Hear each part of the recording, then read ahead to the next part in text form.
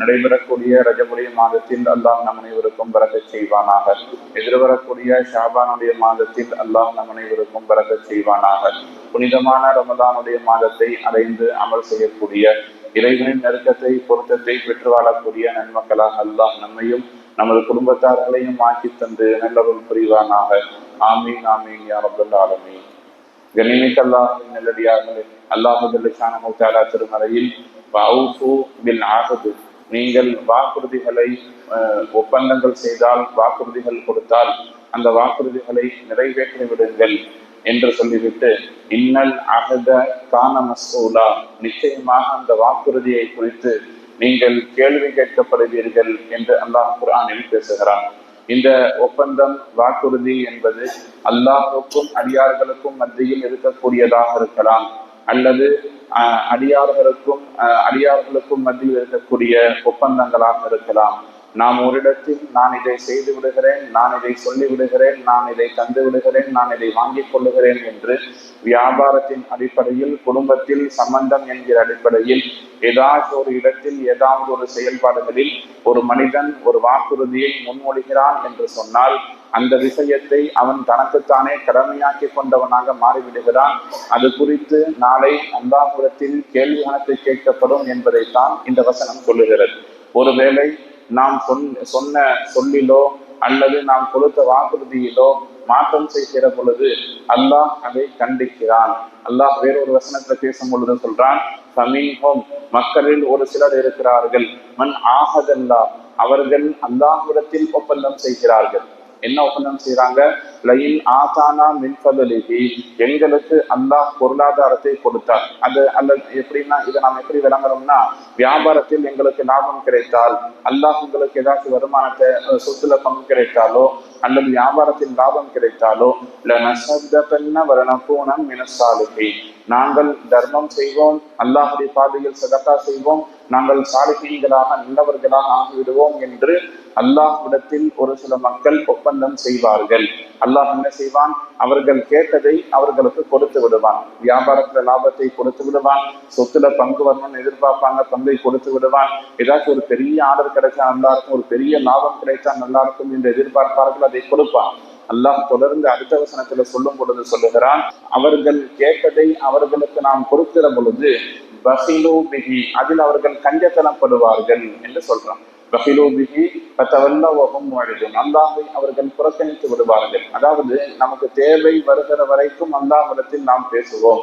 எப்பொழுது லாபம் வருகிறதோ அப்பொழுது நமக்கு கொடுப்பதற்கு மனசு வராது. அவர்கள் பொருளாதாரம் வந்திருக்குன்னு சொன்னா தங்களுடைய கையை அவர்கள் சுருக்கிக் கொள்ளுவார்கள். சொல்லக்கூடிய செய்தி என்பது, அல்லாஹ் எனக்கு கொடுத்தால் நான் கொடுப்பேன்னு சொல்லுவாங்க, கொடுத்ததற்கு பின்னால் மாற்றம் செய்து விடுவார்கள். இது ஒரு நல்ல பண்பு இல்லை என்று அல்லாஹ் திருமறையில் பேசுகிற பொழுது நமக்கு மிக தெளிவாக சொல்லித் தருகிறார். இந்த ஆயத்திலேயும் இன்னொரு கருத்து இருக்கிறது. நாம் பார்க்கிறோம், அல்லாஹ்விடத்தில் மக்களில் ஒரு சிலர் ஒப்பந்தம் செய்வார்கள், நேர்ச்சை செய்வதை போல. எங்களுக்கு இது நடந்தால் இதை செய்வேன், அது நடந்தால் அதை செய்வேன்னு சொல்லுவார்கள்.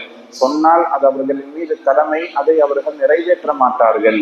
ஹஜ்ரத் அனஸ் ரலியல்லாஹு தஆலா அன்ஹு என்று சொல்லப்படக்கூடிய ஒரு சஹாபி, அந்த சஹாபி பத்ர் போர்க்களத்தில் கலந்து கொள்ளவில்லை. மதீனாவிற்கு வந்த ஆரம்ப காலகட்டங்களில் முஸ்லிமானவர்.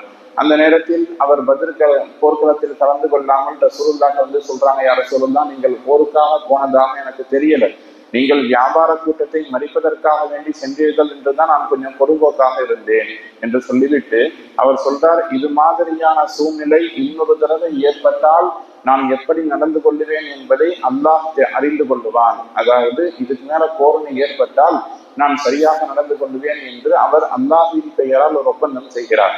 செய்ததற்கு பின்னால் உஹதினுடைய போர்க்காலம் வருகிறது. உஹதுல அவர் ஒரு பெரும் பங்காற்றுகிறார். அவர் ஒரு பெரிய பங்காற்றுகிறார். எதிரிகளுக்கு மத்தியில் கடுமையாக போராடுகிறார், உழைப்பு செய்கிறார்.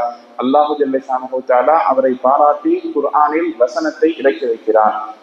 எப்படி ஒரு சில மக்கள் தாங்கள் கொடுத்த வாக்குறுதிகளை சரியாக நிறைவேற்றுகிறார்கள் என்று குர்ஆனில் அவர் குறித்து அத்தியாயம் வசனம் இறங்கக்கூடிய அளவிற்கு அவர் மிகச் சரியாக செயல்பட்டார் என்று ஹதீஸ்களில் உள்ள செய்திகளை நாம் பார்க்கிறோம். நபி ஸல்லல்லாஹு அலைஹி வஸல்லம் அவர்கள் சொல்லுகிறார்கள், நீங்கள் அல்லாஹ்வுக்கு மத்தியில் செய்த ஒப்பந்தம் மட்டுமல்ல, உங்களுக்கு மத்தியில் ஏதாவது வாக்குறுதிகளை கொடுத்து கொண்டாலும் கூட அதை சரியாக நிறைவேற்றுங்கள். உங்களால் முடியவில்லை என்று சொன்னால் வசியத்தின் மூலம் உங்களுக்கு பிறகாவது அந்த வேலையை சரியாக முடித்து விடுங்கள் என்று வழிகாட்டி இருக்கிறார்கள். அப்படி நிறைய வரலாறுகள் ரசூலுல்லாஹ்வுடைய வாழ்க்கையில் நடந்தது. ரசூலுல்லாஹ் ஒரு சில மக்களுக்கு வாக்குறுதியை கொடுத்தார்கள். அது ரசூலுல்லாஹ்வுடைய வஃபாத்திற்கு பின்னால் தான் செய்யப்பட்டது.